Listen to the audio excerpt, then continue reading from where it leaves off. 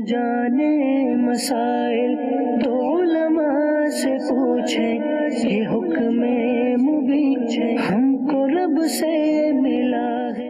الحمدللہ رب العالمین والصلاة والسلام علی سید المرسلین، اما بعد فاعوذ باللہ من الشیطان الرجیم، بسم اللہ الرحمن الرحیم، الصلاة والسلام علیک یا رسول اللہ وعلی آلک واصحابک یا حبیب اللہ، الصلاة والسلام علیک یا نبی اللہ وعلی آلک واصحابک یا نور اللہ۔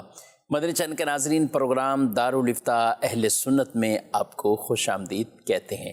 اللہ ہم سب کو علم نافع عطا فرمائے، جو علم سیکھیں اس پر ہم سب کو عمل پیرا ہونے کی توفیق عطا فرمائے۔ یاد رہے، حسب حال علم سیکھنا، یعنی حسب ضرورت جو معاملہ آپ کچھ کرنے جا رہے ہیں یا جس کا ٹائم پیریڈ وقت ہو چکا، تو اس کے مطابق ہمیں علم سیکھنا، اس کے مطابق دینی مسئلہ معلوم کرنا، جاننا، یہ بہت ضروری اور اہم ہوتا ہے۔ بس اوقات آدمی کام کاج سب کر لیتا ہے اور پھر اس کے بعد کہتے ہیں اب ایسا ہو گیا اب کیا کریں، اب ایسا ہو گیا اب کیا کریں۔ اے کاش کہ ہمارا ذہن اگر اس طرف بن جائے کہ کرنے سے پہلے ہم پوچھ لیں تاکہ اس طرح کی غلطی کی نوبت ہی نہ آئے۔ تو ایسے لوگ عموماً سکون میں بھی رہتے ہیں، اطمینان بھی ہوتا ہے، دینی مسئلہ معلوم بھی ہوتا ہے، تو پھر کوئی وہ بڑے معاملات بھی ان کو نہیں آتے اور پریشانیاں بھی نہیں آتی۔ جب مسئلہ بھی پتہ ہے، معاملہ بھی پتہ ہے، اس کا نتیجہ کیا نکلے گا یہ بھی پتہ ہے، تو پھر آدمی عام طور پہ اتنی جلدی ان معاملات میں ہاتھ نہیں ڈالتا۔ اول تاخیر ہمارے ساتھ اس پروگرام میں شریک رہیں، انشاءاللہ بہت سا علم سیکھنے کو ملے گا۔ ابتداً درود پاک کی فضیلت ہمارے پیارے نبی صلی اللہ علیہ وآلہ وسلم کا فرمان معظم عالی شان ہے، ان اول الناس بی یوم القیامہ اکثرہم علیہ صلاۃ، قیامت کے دن میرے قریب ترین وہ ہوگا جو مجھ پر کثرت سے درود پڑھنے والا ہوگا۔ صلو علی الحبیب صلی اللہ تعالی علی محمد صلی اللہ علیہ وآلہ وسلم، صلاۃ و سلام علیک یا سیدی یا رسول اللہ۔ آج کے ہمارے مہمان مفتی صاحب ہیں، مفتی کفیل صاحب، آپ کو خوش آمدید کہتے ہیں۔ جزاک کیسے مزاج گرامی آپ ہیں؟ الحمدللہ علی کل حال، آپ کیسے ہیں؟ اللہ آپ کو ہنستا مسکراتا رکھے۔ اور آج کا میں سوال یہاں سے شروع کریں گے۔ بس اوقات امانت میں خیانت کی مذمت بھی ہم سنتے ہیں، اور امانت کا خیال رکھنا چاہیے، یہ سب چیزیں اس طرح کے معاملات ہوتے ہیں۔ اب بعض اوقات معاملہ ہی ایسا ہو جاتا ہے، جیسے ہمارے پاس ایک سوال آ گیا کہ کوئی دکان پر آیا، سامان رکھا، یار 1-2 منٹ دیکھیں۔ اب دکان پہ آنے والے کے لیے ہوتا ہی ہے کہ ٹھیک ہے بھئی آپ نے کوئی کام کرنا ہے تو اب یہ سامان رکھا اور بھول گیا، اب وہ چلا گیا۔ اب اس کی مختلف صورتیں ہو سکتی ہیں، ایک تو کپڑا ہے، کوئی ایسی چیز ہے، چلو ٹھیک ہے آدمی کچھ خیال کرے، بعض کا سامان بھی ایسا ہوتا ہے کہ وہ خود خراب ہو جائے، اس طرح کے معاملات۔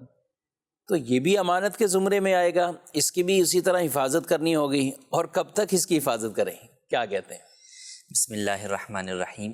امانت کی حفاظت کرنا یہ تو لازم ہے، اور امانت کی جب آپ ذمہ داری لے لیتے ہیں کہ ہاں میں یہ اس کی حفاظت جو ہے وہ کروں گا، تو اب اس معاملے میں کہ یار سامنے والا تو 1 دن کا بول کر گیا تھا یا 1 گھنٹے کا بول کر گیا تھا اور نہیں آیا، تو اب اس کے بعد آپ اس کی حفاظت سے دستبردار نہیں ہو سکتے کہ بھئی اب میری ذمہ داری نہیں ہے، میں نے تو 1 گھنٹے تک کے لیے جو ہے وہ لی تھی۔ دکان کے اوپر چھوڑ جانے والا سامان عمومی طور پر 2 طرح کا جو ہے وہ ہو سکتا ہے۔ ایک یہ کہ کوئی آیا خریداری کرنے اور اپنا سامان بھول گیا، آپ کی نگرانی، نگہبانی اور حفاظت میں دے کر نہیں گیا، ویسے ہی بھول گیا، تو یہ لقطہ ہے جس کو گرا پڑا ہوا سامان جو ہے وہ جسے ہم کہتے ہیں۔ تو اس کا حکم یہی ہے کہ اس چیز کا اعلان کرے جس کو بھی وہ لقطہ ملا ہے، اور چیز کے حساب سے اس وقت تک اعلان کرے کہ اب یہ غالب گمان ہو جائے کہ اب اس کا مالک اسے تلاش نہیں کرتا ہوگا، اس کو ڈھونڈتا نہیں ہوگا۔ تو جب یہ غالب گمان ہو جائے کہ اب اس کا مالک اسے نہیں ڈھونڈتا ہوگا، تو پھر اس شخص کو جسے وہ سامان ملا ہے صدقہ کرنے کی اجازت ہے۔ کسی مصرف خیر میں بھی، مسجد مدرسے میں بھی دے سکتا ہے، اور زکوٰۃ کا جو مستحق فرد ہے اسے بھی دے سکتا ہے۔ اور اگر چھوڑ جانے والا سامان کوئی شخص اس کو بتا کر گیا کہ یار یہ 2 منٹ جو ہے وہ دیکھنا ہے اس کو، یا اس کو سنبھالیے گا، میں ابھی جو ہے وہ آتا ہوں، اور سامنے والے نے انکار نہیں کیا، دکاندار نے اس کی حفاظت سے انکار نہیں کیا. اب یہ جو کہنے والا ہے، بسا اوقات چھوٹی دکان ہوتی ہے تو زبان سے کہہ کے چلا جاتا ہے، اور بسا اوقات بڑی دکان ہوتی ہے تو اشارے میں بھی کہہ کے چلا جاتا ہے دور سے کہ یار دیکھنا ذرا، اور وہ چلا جاتا ہے، اور یہ بھی اس پر انکار نہیں کرتا کہ نہیں بھائی میں نہیں دیکھ رہا یا میں ذمہ داری میں نہیں لے رہا. تو سامنے والا، یعنی یہ جو صفت ہے یا یہ جو کام ہے کہ جو اس کے ہینڈ اوور کیا جا رہا ہے، یہ امانت کہلاتا ہے. فقہی اصطلاح میں اسے ودیعت کہتے ہیں. اس میں سامنے والے کا قبول کرنا ضروری ہے. سامنے وہ والے قبول صراحتاً ہوگا کہ ہاں بھائی ٹھیک ہے، ٹھیک، یا دلالتاً ہوگا کہ جب اس نے بولا تو اس نے منع نہیں کیا وہاں سے، تو اس صورت کے اندر گویا اس نے حفاظت کا ذمہ لے لیا. ٹھیک ہے. اب جب حفاظت کا ذمہ لے لیا تو اب وہ چاہے چیز جو بھی ہو اس کی حفاظت اس کے اوپر ہمیشہ لازم ہے. اب یہ اس مالک تک پہنچانے تک جانتا ہے تو اس تک پہنچا کر اپنی اس سے بری ذمہ ہو جائے، ٹھیک، یا اسے بلا کر اس کو جو ہے وہ دے دے، یا نہیں جانتا تو بہرحال جب تک وہ نہیں آتا اس وقت تک یہ اس کی حفاظت کرے گا. اب اگر ایسا سامان ہے کہ جو خراب ہونے والا ہے، جیسے کوئی سبزی چھوڑ کر چلا گیا، جی ہاں، فروٹ چھوڑ گیا، فروٹ چھوڑ کر چلا گیا، تو اب یہ پتہ ہے کہ بھئی یہ تو جو ہے وہ ایک دن سے زیادہ رکیں گے نہیں، یہ خراب ہو جائیں گی سبزیاں، تو اب اس صورت میں اس کو یہ اجازت ہوگی کہ وہ اسے بیچ دے، بیچ کر اس کی قیمت کی حفاظت کرے. صحیح. اور یہ ہمیشہ کرنی ہوگی، اس کی کوئی لمٹ نہیں ہے. جب تک کہ وہ شخص نہ مل جائے یا اس کے انتقال کا اسے نہ پتہ چل جائے، اور یہ پھر جو ہے وہ آگے اس کے ورثاء تک وہ چیز نہ پہنچا دے. تو امانت کے اندر ہمیشہ جو ہے وہ اسے کرنا ہوگا، حتیٰ کہ اگر جس شخص کے پاس امانت رکھی ہوئی ہے اس کا انتقال بھی ہو جاتا ہے تو یہ اپنے بعد والوں کے لیے وصیت کرے گا کہ یار یہ امانت کے پیسے ہیں بھائی، یہ ترکے کے پیسے نہیں ہیں. یعنی اس کو ایسا نہیں ہے کہ اوورال صدقہ کر ہاں، اس کو صدقہ کرنے کی بھی جو ہے ذہن وہ بن گیا کہ اجازت سال ہو گیا، ابھی 1.5 سال ہو گیا، اب صدقہ کر دیتے. اسی لیے ہم نے ابتدائی طور میں فرق بیان کیا کہ لقطہ کیا ہے اور امانت کیا ہے، دونوں کے جو ہے وہ جدا جدا احکام ہیں. تو لہٰذا اس چیز میں خیال رکھنا ضروری ہے کہ دکاندار جب کسی کی کوئی چیز لیں، انہیں لگتا ہے کہ وہ اس کی حفاظت جو ہے وہ کر سکیں گے، اور سامنے والا اگر بھول جاتا ہے تو جانتے ہیں کہ اس تک پہنچا دیں گے تو ہی جو ہے وہ لیں. اور اگر ایسا نہیں ہے تو بہرحال پھر یا تو جب انہیں دکھ رہا ہے کہ یار میں اس کی حفاظت نہیں کر سکوں گا تو پھر واضح طور پر ابتداءً ہی اسے منع کر دیں. لیکن اگر لیں، اس میں اس بات کی ترغیب نہیں ہے کہ سامنے والے مسلمان کے ساتھ مدد نہ کریں، بالکل مدد کریں، لیکن جب یہ کنڈیشن کی صورتحال سامنے آئے گی کہ بھئی اب اس کی حفاظت ہی جو ہے وہ مشکل ہو رہی ہے، بالکل ایک انجان بندہ جو ہے وہ چلا گیا، اب میں تو اسے جانتا ہی نہیں، پہچانتا ہی نہیں. ایک یہ ہے کہ مارکیٹ میں آنے جانے والا گاہک ہوتا ہے، پتہ ہوتا ہے، اس کا ریٹیلر ہوتا ہے، ہول سیلر ہوتا ہے، وہ ایک جدا کیفیت ہوتی ہے. تو لہٰذا بہرحال حکم یہی ہوگا کہ جب امانت ہوگی تو اس کی حفاظت ہمیشہ ضروری ہوگی، اسے آپ صدقہ نہیں کر سکتے. ہاں اس میں اتنا ہے کہ جب خراب ہونے والی چیز ہوگی تو آپ اسے بیچ کر اس کی قیمت جو ہے وہ محفوظ رکھیں گے، اور جب بھی مالک آئے گا اسے آپ کو دینی ہے. اچھا، بیچیں کیسے؟ اب بیچنا بھی تو آسان کام نہیں ہے نا، کہ کوئی کسی سبزیاں چھوڑ کے، فروٹ چھوڑ کے گیا، اب یہ کیسے مارکیٹ میں یعنی اعلان کرتا رہے گا اس کو بیچے گا؟ خود خرید لیں. بعض اوقات ہوتا ہی ہے کہ آدمی کہتا ہے کہ یار اس کی قیمت لگاتے ہیں، 200 کا ہے تو میں یہ محفوظ کر لوں، 500 کا ہے یہ چیز محفوظ کر لوں، کیا کہیں؟ خود بھی خرید سکتے ہیں، بس قیمت اس کے اندر لگانے کے اندر جو ہے وہ اچھی قیمت لگائے اس کی. یہ نہیں کہ یار کوئی اس کا پرسانے حال نہیں ہے، پوچھنے والا نہیں ہے تو اپنے حساب سے جو ہے نا 200 کی چیز کی جو ہے وہ 100 روپے قیمت لگا کر بیٹھا ہوا ہو، تو اس میں نیت یہی ہو. اس کا یہ بھی ہو سکتا ہے کہ مارکیٹ میں ہی پوچھ لیں کہ ہاں بھائی مثال کے طور پہ کوئی سبزی بھول کے چلا گیا، آج یہ سبزی کیا کلو جو ہے وہ تھی، اس حساب سے اس نے اس کو دیکھ لیا کہ بھئی یہ اتنے کلو ہے تو چلے میں اتنے پیسے اس کی جگہ پر یہ حفاظت کے طور پہ رکھ لیتا ہوں، اس کو میں خود استعمال کر لیتا ہوں. تو یوں کیا جا سکتا ہے. ٹھیک ہے، ماشاءاللہ بہت اہم مسئلے کی طرف آپ نے یہ توجہ دلائی ہے، اور اس طرح کے عام طور پہ لوگ خیال بہت کم کرتے ہیں. چلیں یہ تو ہوا بھول کر چلے جانا. یہ معاملات بھی ہوتے ہیں کہ لوگ اپنا سامان ریپیئر کروانے کے لیے دیتے ہیں، کہیں لیپ ٹاپ دیا، کہیں موبائل دیا، کہیں جنریٹر دیا. اچھا، ابھی سردیاں ہیں تو آپ کو پتہ ہے کہ ابھی کمبل یاد آئیں گے، دیگر یہ رضائیاں یاد آئیں گی، اور وہ بیچارے بھی پورا پورا سال جو اس کو دھلائی کرنے والے سارے وہ سنبھال کے رکھتے ہیں، ان کا بھی ایک مشکل معاملہ ہوتا ہے. یہ لوگ کیا کریں؟ تو ایک اجیر خاص ہوتا ہے، ایک اجیر مشترک ہوتا ہے. عمومی طور پر یہ جو دکاندار ہوتے ہیں جو 10 لوگوں کا، ہزاروں لوگوں کا سامان جو ہے وہ ریپیئر کر رہے ہوتے ہیں یا دھو رہے ہوتے ہیں، دھوبی ہیں یا پریس کر رہے ہیں، تو ان کے ہاتھ میں وہ سامان بھی امانت ہے. ٹھیک ہے. تو لہٰذا ان پر بھی اس کی حفاظت ضروری ہے.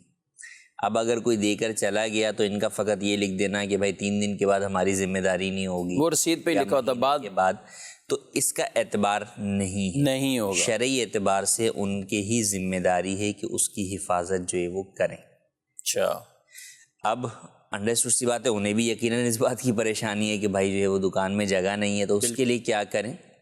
تو اس کے لیے ان لوگوں کا پراپر جو ہے وہ نمبر اور چیزیں جو ہے وہ لی جائیں، تاکہ جو ہے وہ کسی بھی طریقے سے آپ ان تک جو ہے وہ یہ چیز پہنچا سکیں یا انہیں بلا کر جو ہے وہ ان کے ورنہ بہرحال شرعی اعتبار سے آپ پر اس کی حفاظت و ذمہ داری لازم رہے گی.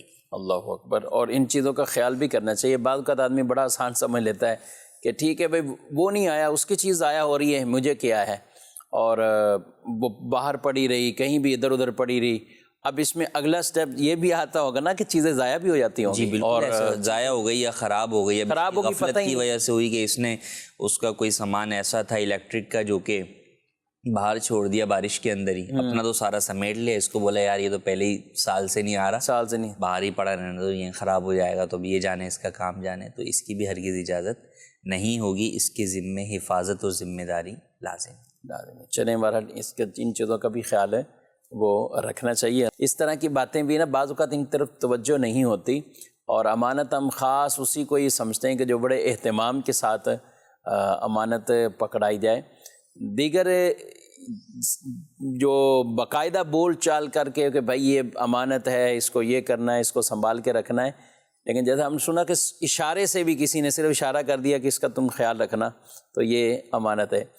گفتگو میں بھی امانت ہوتی ہے کہ کسی کو آدمی بات کرتا ہے وہ اس کے پاس امانت ہو. بلکہ امام غزالی رحمۃ اللہ تعالیٰ نے تو یہ بھی لکھا نا کہ جب کبھی کسی سے بات کر رہے ہوں اور اہتمام کرے کوئی، یعنی ادھر دیکھیں کہ کوئی سن تو نہیں رہا، اچھا یار یہ بات ہے، تو یہ بھی نہ بھی کچھ بولا پھر بھی یہ امانت میں چلا گیا. بالکل ایسے ہی ہے کہ گفتگو بھی امانت ہوتی ہے. نہ صرف گفتگو بلکہ اگر ہم بات کریں تو امانت کا دائرہ بڑا وسیع ہے. جیسے راز ہوتے ہیں تو قومی راز ہیں، اداراتی راز ہیں، فائلز ہیں، ڈاکومنٹس ہیں، تو یہ بھی یقیناً امانت جو ہے وہ ہوتی ہے. یہ امانت کا کہ آپ کے پاس، اور اسی طرح مختلف جو پروفیشنل کمپنیز ہوتی ہیں ان کے اندر ای میل یا دیگر چیزوں پر لکھا ہوا ہوتا ہے کہ یہ کانفیڈینشیل جو ہے وہ ڈاکومنٹ ہے، اس کو آپ کسی کے ساتھ شیئر جو ہے وہ نہیں کر سکتے.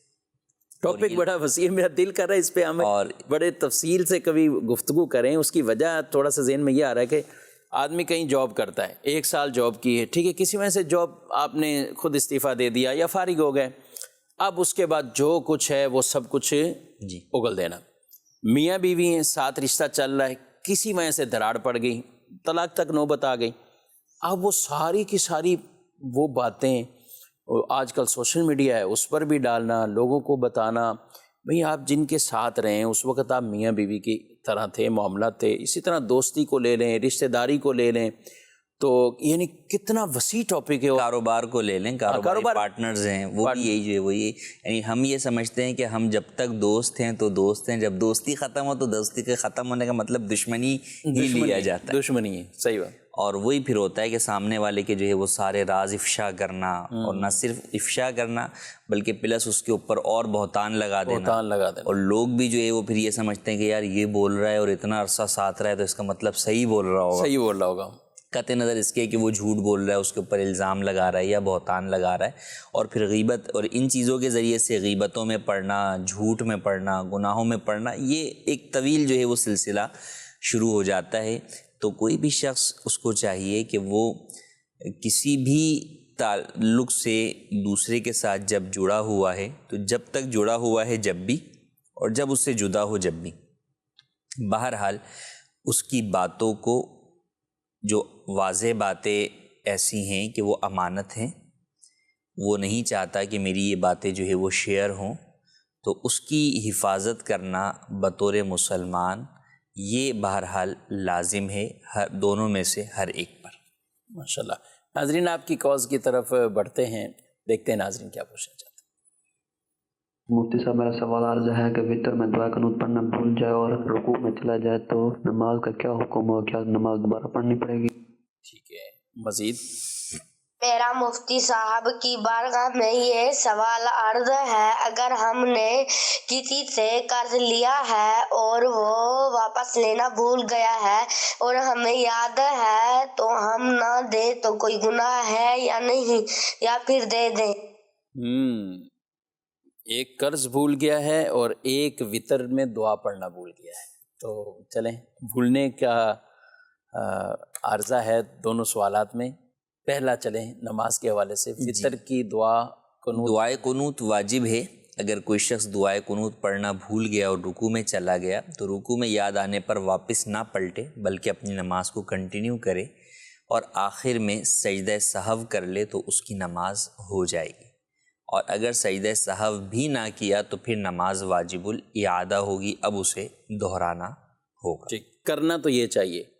اب جو دوسری صورتیں جو لوگ کرتے ہیں، یعنی رکوع میں گئے، کبھی جب جماعت سے وطر ہو رہے ہوتے ہیں تو امام کو بھی اٹھانے کی کوشش کرتے ہیں، رمضان شریف میں ایسے معاملات ہوتے ہیں تو پیچھے سے لقمہ دے دیتے ہیں، تو چلیں وہ تو ایک لقمہ دینے والا کے محل نہیں ہے، اور نہ لقمہ لینا اس کو امام کو، اور اگر لیا تو سب کی نماز بھی توڑ بیٹھے گا۔ عام اوورآل اپنی زندگی میں جو اپنی وطر اکیلے پڑھتے ہیں تو اب دوبارہ لوٹ آتے ہیں بعض اوقات، کیا حل ہے اس کا؟ لوٹ آئے تو اب اگر دعائے قنوت پڑھی تو اب دوبارہ رکوع جو ہے وہ کرنا ہوگا، دوبارہ رکوع کرنا، اور پھر آخر میں سجدہ سہو پھر بھی کرنا، سجدہ سب پھر بھی ہے اس میں، پھر بھی جو ہے وہ کرنا ہوگا۔ ٹھیک ہے۔ اچھا، قرض لیا، قرض لے کر بھول گئے، قرض دینے والا انہوں نے کہا بھول گیا، لینے والے کو تو یاد ہے۔ ہاں، لینے والے کو قرض جو ہے نا وہ، تو اصل میں تو قرض کی جو ادائیگی ہے یہ جس نے لیا ہے اسی پر لازم ہے نا، سامنے والا تقاضا کرے یا نہ کرے وہ بھول جائے، کیونکہ ذمہ داری تو آپ پر ہے۔ تو یہ سمجھنا کہ نہیں سامنے والا مانگے گا تو ہی ہم دیں گے، یہ ہرگز درست نہیں ہے۔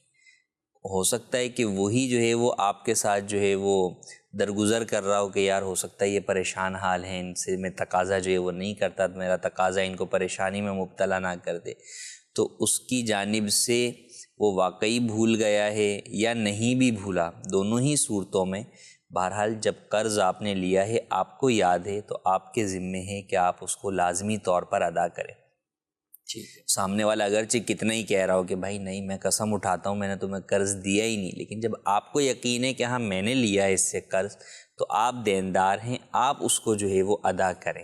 ہاں وہ نہیں لیتا آپ کے دینے کے باوجود، اب معافی کی کوئی صورت بننا وہ ایک جدا جو ہے وہ مسئلہ ہوگا، لیکن بہرحال آپ کا بھی خاموشی سے بیٹھ جانا کہ یار اس نے قسم ہی اٹھا لیا تو چل ٹھیک ہے اب میں کیوں اس کو جو ہے وہ دوں، تو یہ درست نہیں ہے۔ جب آپ کو یاد ہے تو آپ پر ہی اس کی ادائیگی لازمی ہے۔ لیکن یہاں تو یہ ہے نا کہ ان کو بعض اوقات ہوتا ہے کہ کوئی شخص کسی کو 5,000 دیا، 10,000 دیا، اب یہ ہر ایک کو تو نہیں بار بار یاد بھی کراتا رہے گا، پوچھتا بھی رہے گا، لیکن جس نے لیا ہوتا ہے وہی والی بات اس کو تو یاد ہوتا ہے کہ مجھے یہ واپسی ہی کرنا ہے، تو جیسے ہی اس کو یاد کرائیں، یا جو وقت مقررہ کیا خیال ہے دے دینا چاہیے اس وقت مقررہ پر کیا، بلکہ جب آپ کی ضرورت پوری ہو گئی اور آپ کے پاس پیسے ہیں جس سے آپ ادا کر سکتے ہیں تو چاہیے کہ اس سے پہلے ہی ادا کر دیں۔ وقت یہ کہ وقت میرے پاس پیسے پڑے میں کہوں نہیں، وقت مقررہ وہ تھا، تو قرض کا تو بہرحال فقہی حکم بھی یہ ہے کہ قرض کا کوئی وقت مقرر نہیں ہوتا۔ اچھا، کر بھی لیا تو کوئی وقت نہیں ہے؟ ہاں، یعنی جب بھی دینے والا تقاضا کرے گا تو آپ پر اس کی ادائیگی لازم ہوگی، وہ تقاضا کر سکتا ہے۔ ہاں، جو مدت طے کی ہے اس کو چاہیے کہ اس مدت کو جو ہے وہ اس مدت سے پہلے تقاضا نہ کرے، لیکن بہرحال شرعی اعتبار سے اس کا ٹائم لمٹ جو ہے وہ نہیں ہوتی۔ دین الگ حکم ہوتا ہے، قرض کا حکم الگ ہوتا ہے۔ دین کو اور قرض میں فرق کو یوں سمجھ سکتے ہیں کہ پیسے دیے کہ بھئی یہ چیز قرض کے طور پہ یہ پیسے دے رہا ہوں اور یہ آپ نے مجھے لوٹانے، یہ قرض ہے۔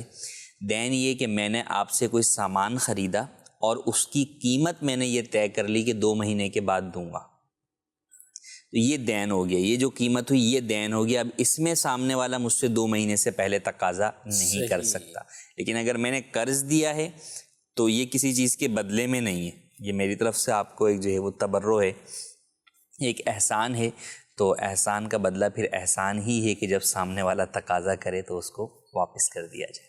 ماشاءاللہ۔ جی مزید کو محمد دانش اتاری شارجہ سے عرض کر رہا ہوں۔ مفتی صاحب یہ سوال یہ تھا کہ نماز میں جب تشہد پڑھتے ہیں، تشہد کے بیچ میں جو ہم جب تحیات میں جب کلمہ پڑھتے ہیں اس میں جو ورڈ ہے وحدہ لا شریک لہ، اگر کوئی شخص یہ پڑھے تو کیا یہ زائد الفاظ تو نہیں ہوں گے تحیات میں؟ اس کے بارے میں ذرا ارشاد فرمائیے گا۔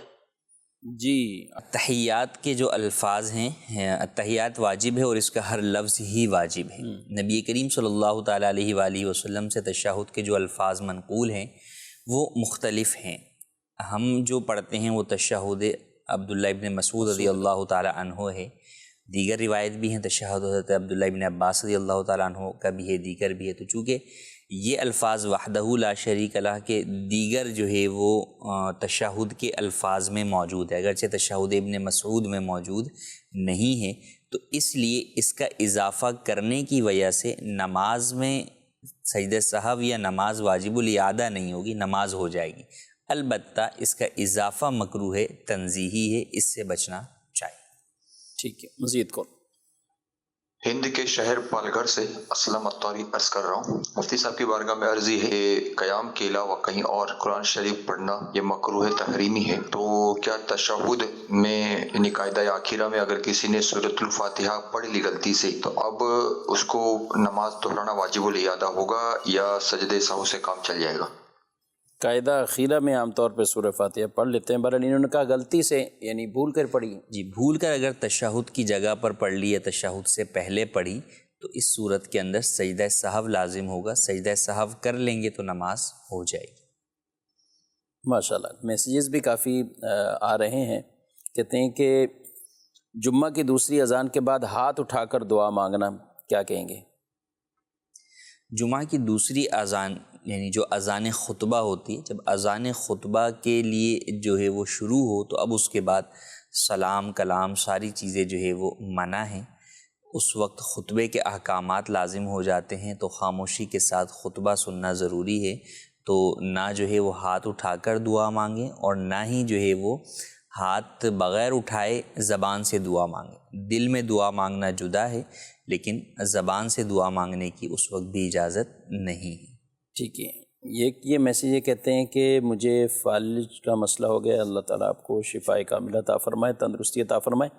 چار پائی پر بیٹھ کر کہہ رہے پھر وہی نماز پڑھنے کیا کریں؟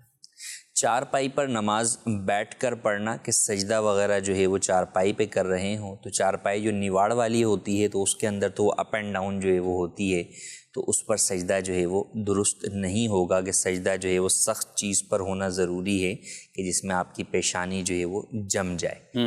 ہاں البتہ تخت پر ہو سکتا ہے کہ جو تخت ہوتا ہے اس کے اندر لکڑی لگی ہوتی ہے اور وہ ایک جو ہے وہ اسٹیبل ہوتا ہے، سخت ہوتا ہے، تو اس کے اوپر جو ہے وہ ادا کر سکتے ہیں۔ ٹھیک ہے، اور ایسے جو ہیں ویسے بھی فالج کا جس کو مسئلہ ہو، جس کو ویسے ہی کوئی اشارے سے نماز پڑھنی ہو، یعنی قیام سجدہ یہ وہ نہیں کر پا، اگر مریض ہے کہ اب لیٹے لیٹے جو ہے وہ اس نے پڑھنی ہے اور لیٹ کر جو پڑھتا ہے وہ اشارے کے ساتھ ہی پڑھتا ہے، تو اب اس صورت کے اندر وہ چارپائی پر بھی لیٹا ہوا، جو کہ اسے سجدہ کرنا ہی نہیں ہے۔ جو مسئلہ ہم نے بیان کیا وہ سجدہ کرنے سے متعلق ہے، اب اسے سجدے کا اشارہ کرنا ہے، تو اشارے کے لیے جو ہے وہ اس کو حاجت نہیں ہے اس بات کی کہ وہ اپنا سر جو ہے وہ کسی چیز پہ جمائے، بلکہ وہ جو ہے وہ سر کے اشارے سے ہوگا سجدہ۔ تو اب اس صورت میں وہ چارپائی جو ہے وہ پاک ہے، تو اس کے اوپر لیٹے لیٹے وہ نماز ادا کر سکتا ہے۔ ٹھیک ہے، مزید کالز کی طرف بڑھتے ہیں۔ میرا نام محمد علی رضا اسلم اتاری ہے اور میرا تعلق ہارون آباد ضلع بھاول نگر سے ہے۔ میرا مفتی صاحب سے ایک سوال ہے کہ محمد اذان رضا یہ نام رکھنا کیسا ہے؟ اذان یہ زال سے بنتا ہے، تو ایسا نام رکھنا کیسا ہے؟ کیونکہ میں نے اپنے بیٹے کا نام محمد اذان رضا رکھا ہے، تو کسی نے بتایا تھا کہ اذان نام نہیں رکھ سکتے، حالانکہ اب تو ہم نے نادرہ وغیرہ کے اندر اندراج بھی کروا دیے، تو بے فارم وغیرہ بھی اس کا بن چکا ہے، تو اب اس کا کیا حکم ہوگا؟ میں نے آج کچھ تمہیدی کلمات پروگرام میں وہ یہی کہتے ہیں کہ کچھ چیزیں ایسی ہوتی ہیں جو ہمیں پہلے اگر کر لیں معلوم تو فائدہ بھی اس کا ہو جاتا ہے اور ہم اس ازالے سے بھی نقصان سے بھی بچ جاتے ہیں۔ کیا کہیں گے آپ؟ اذان کا معنی تو اعلان ہے لغوی معنی کے اعتبار سے، اور ہمارے ہاں اسلامی اعتبار سے اگر ہم بات کریں تو ایک مخصوص اعلان کا نام جو ہے وہ ایک جو شعار ہے اسلام کا، نماز کی طرف بلانے کے لیے جو اعلان کیا جاتا ہے وہ اذان جو ہے وہ کہلاتا ہے۔ تو اس اعتبار سے بطور نام جو ہے وہ یہ مناسب نہیں ہے، بطور نام جو ہے وہ مناسب نہیں ہے، تو چینج کر لینا چاہیے، اور ڈاکومنٹس میں بھی چینج ہو جاتا ہے۔ ابھی تو آپ نے ڈائریکٹ ابھی نادرہ تک پہنچے ہیں، یعنی برتھ سرٹیفکیٹ ہوگا یا بے فارم وغیرہ، تو تبدیلی یہاں تک آسانی سے ممکن ہے، تو ابھی کر لیں تو اچھی بات ہے۔ کوئی یہ صحابہ اکرام علیہ مردوان میں سے کوئی نام منتخب کر لیجئے۔ نبی پاک صلی اللہ تعالیٰ علیہ وآلہ وسلم کی نسبت سے آپ نے محمد تو رکھا ہوا ہے، ساتھ جو ہے وہ پکارنے کے لیے کوئی بھی ایسا نام ہو کہ جس میں کسی طرح کا مذائقہ بھی نہ ہو۔ اب اذان نام رکھتے ہیں، اذان کہاں گیا، اذان نہیں ہے، اذان غائب ہو گیا، پھر طرح طرح کے مسئلے ہوتے ہیں۔ اس طرح لوگ نمازوں کے نام پر بچیوں کے نام بھی رکھتے ہیں، فجر رکھ دیا، کسی کا نام عشاء رکھ دیا، اس طرح کے وہ رکھتے ہیں۔ تو بعض ایسے ہوتے ہیں نام جن کو رکھنے نہیں چاہیے، نام اونچ پہ نا، تو ان کا کچھ خیال کرنا چاہیے۔ جی مزید کون؟ اسلم اتاری ہند سے حضور یہ ارشاد فرمائیے کہ کان پر جو بال اگتے ہیں کیا ان کو دور کیا جا سکتا ہے؟ دوسرا یہ کہ جو بھووں پر جو بال اگتے ہیں وہ دیکھنے میں بدنما اگر لگتا ہے تو کیا مرد ان کے بھووں کو وہ کاٹ سکتا ہے؟ جی، کان پہ بال اور بھووں پہ بال، کان کے بال تو کاٹ سکتے ہیں۔ ابرو کے جو بال ہیں اگر وہ اتنے بڑے ہو گئے کہ وہ مثال کے طور پہ کسی کے آنکھوں میں جو ہے وہ آ رہے ہیں، یا ایک جو نارمل انسان کے ہوتے ہیں اس سے بڑھ کر بڑے ہو گئے کہ چہرہ جو ہے وہ بالکل ایک عجیب و غریب چہرہ جو ہے وہ لگنا شروع ہو جائے، تو اس صورت میں ان بالوں کو اتنا کتر لینا، ان کو اتنا چھوٹا کر دینا کہ وہ نارمل کیفیت پر آ جائیں، تو اس کی تو اجازت ہے۔ لیکن اگر ایسا نہیں ہے، آئیبرو بنانے کے حوالے سے جو ہمارے ہاں جو ہے وہ ایک فیشن یا لوگوں کا جو ہے وہ خوبصورتی کے اعتبار سے آئیبرو کو شیپ دینے والا جو ہے وہ ایک طرز عمل جو ہے وہ چل رہا ہے یا جاری ہے، تو اس کی ہرگز اجازت نہیں، نہ مرد کو نہ ہی عورت کو۔ ٹھیک ہے۔ کہتے ہیں کہ گھر والوں کے ساتھ بیٹھ کر کھانا وغیرہ کھایا جاتا ہے اور اس کا اہتمام ہوتا ہے عام طور پہ۔ اب ظاہر فیملی والے بیٹھے ہیں، لیکن فیملی میں ہی مختلف ہوتے ہیں کہ جن کا آپس میں پردے کا حکم ہے، بھابیاں، دیور، یہ سب کیا کہیں گے؟ فیملی کے اندر بہرحال پردے کا حکم تو فیملی کے اندر بھی ہے، اور وہ افراد جو کہ فیملی کے ہوتے ہیں جن سے تکلفات جو ہے وہ اتنے زیادہ عموماً بڑھتے نہیں جاتے، جیسے دیور ہیں یا جیٹھ ہیں، تو ان سے پردہ نہ کرنے میں زیادہ فتنے کا جو ہے وہ اندیشہ ہے، تو بہرحال ان سے بھی پردہ ہی ہوگا۔ ہاں البتہ اگر فیملی میں ساتھ جو ہے وہ رہنے میں، اٹھنے بیٹھنے کے اندر چہرے کا پردہ کرنا جو ہے وہ مشکل ہے، تو اس صورت میں شرعاً اتنی اجازت ہے کہ فقط چہرے کی ٹکلی جو ہے وہ عورت کھول کے جو ہے وہ رکھے، اور بقیہ پورا جسم جو ہے وہ چادر وغیرہ سے ایسا چھپائے کہ جسم کے محاسن جو ہے وہ غیر محرم پر ظاہر نہ ہوں، تو اس کی اجازت ہے۔ مگر یہ بھی اس وقت جب کہ شوہر کی جانب سے بھی اس کی اجازت ہو۔ اگر شوہر یہ کہتا ہے کہ نہیں تمہیں جو ہے وہ فیملی کے اندر چہرہ بھی چھپانا ہے، تو پھر عورت پر چہرہ چھپانا فیملی میں بھی لازم ہوگا۔ ٹھیک ہے۔ ایک سوال یہ ہے، کہتے ہیں کہ جناب اگر کسی شخص کا انتقال ہو اور پھر اس کے کپڑے، اس کے جوتے وغیرہ یہ کوئی نشانی کے طور پر، یاد کے طور پر اپنے پاس رکھ سکتا ہے، یا ان کپڑوں کو وہ استعمال کر سکتا ہے، یا کیا کرنا ہوگا؟ دیکھیں، جو بھی شخص انتقال کر گیا اس نے جو کچھ چھوڑا وہ مال ترکہ ہے، اور ورثہ اس کے حقدار ہیں، ورثہ اپنے اپنے حصوں کے اعتبار سے مالک ہیں۔ اب اگر کوئی وارث جو ہے وہ اس چیز کو لینا چاہتا ہے اور اپنے حصے میں لیتا ہے اور دیگر ورثہ راضی ہیں تو حرج نہیں ہے، یا وارث کے علاوہ کوئی اور جو ہے وہ لینا چاہتا ہے اور تمام ورثہ عاقل بالغ ہیں اور وہ تمام اجازت سے دے دیتے ہیں، تو بھی ایسا جو ہے وہ کیا جا سکتا ہے۔ تو بہرحال اس معاملے میں جو کچھ بھی کسی کو دیا یا لیا جائے گا، چاہے وارث لیں یا غیر وارث لیں، وہ تمام ورثہ کی اجازت پر موقوف ہوگا۔ ٹھیک ہے۔ اگر تمام ورثہ عاقل بالغ ہیں اور وہ اجازت دے دیں گے تو ٹھیک ہے، ادروائز بہرحال پھر اس کا تقسیم کا ہی حکم ہوگا کہ چاہے آپس میں رضامندی سے چیزوں کو تقسیم کر لیا جائے، یا رضامندی نہ ہو تو پھر ساری چیزیں بیچ کر اس کی قیمت تقسیم کی جائے۔ ٹھیک ہے۔ ان ورثہ میں سے کوئی ہے ایسا کہ جو خرید لے، خود ہی خرید لے؟ یوں بھی کر سکتے ہیں کہ ورثہ میں سے کوئی خود بھی خرید سکتا ہے۔ کوئی خود بھی خرید سکتا ہے۔ بعض کا تو وراثت ترکہ جب تقسیم ہوتا ہے تو کفیل صاحب یہ دیکھا گیا ہے کہ پیسے ہوں، بینک بیلنس ہو، کچھ پراپرٹی وغیرہ جائیدادیں جو وہ تقسیم ہو جاتی ہیں، لیکن وہ جس گھر میں رہ رہے ہوں اس گھر میں کئی طرح کے سامان چھوڑ جاتے ہیں. تو اب وہ اسی کئی جس بیٹے کے ساتھ رہ رہے تو وہ وہی کہ بھئی یہ ہمارا ہی ہے. جی اس کو بھی اجازت لینی پڑے گی. بالکل، اس کو بھی جو ہے وہ اجازت دینی ہوگی. خاص طور پر بیوہ ہوتی ہے، بیٹے والا معاملہ بھی ہوتا ہے، لیکن بیوہ تو سمجھتی ہے کہ میرا حق ہے، سب کچھ میرے شوہر کا تھا تو ابھی بچوں کا کچھ جو ہے وہ نہیں ہے، جب تک میں زندہ ہوں جناب سب کچھ میرا ہی ہے اور میں جیسے چاہے استعمال کروں. تو ان کو بھی یہ بات یاد رکھنی چاہیے کہ یہ آپ کا نہیں ہے، آپ کا حصہ میکسیمم اولاد نہیں ہے تو چوتھا حصہ ہوگا، اولاد ہے تو 8واں حصہ ہوگا. تو اس کے علاوہ جتنا ہے وہ دیگر ورثاء کا ہے. تو لہٰذا جب دیگر ورثاء کا ہے تو ان سے آپ کو اجازت لینی ہوگی. ٹھیک ہے، مزید کالز کی طرف بڑھتے ہیں. ایک سوال کرنا ہے کہ قبر میں جب دفنایا جاتا ہے مردے کو تو اس کے بعد تختے رکھے جاتے ہیں، تختے کے بعد کچھ لوگ چٹائی وغیرہ یا تھیلی وغیرہ رکھ دیتے ہیں اور کہتے ہیں کہ اس کی حاجت ہے کیونکہ اگر یہ نہیں رکھیں گے تو مٹی اندر چلی جائے گی. تو اس کے بارے میں کیا علماء کرام کیا فرماتے ہیں؟